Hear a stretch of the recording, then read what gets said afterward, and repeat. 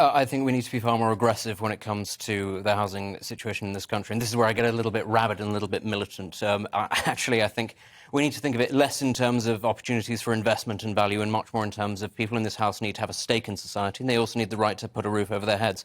I think there need to be limits placed on how many properties landlords can own going forward and what they currently own to incentivise them to sell them off. I think that people who sell houses to first-time buyers should be given tax breaks and incentives. I think that people who look to sell their houses to landlords should be taxed disproportionately. I think actually it's important that we do recognise we aren't building enough houses in general, be they social housing, be they private housing, because actually the majority of people who are struggling with housing and the ability to get on the property ladder at the moment are not people living in social housing. It's the sort of the aspirational middle class who are underpaid in proportion to the rate at which house prices are going up. It is people like Ellie, people who once upon a time would have long been on the property ladder and be able to start families and to start look after themselves, and they can't do that anymore. And I think the Conservative Party needs to recognise it faces an existential issue right now. It exists effectively to safeguard the interests of people who are using properties to fund themselves in later life, essentially as pensionable assets. That's not what this should be about at all. It's about creating stakeholders in society. That means getting younger people on the property ladder, taking them out of the precariousness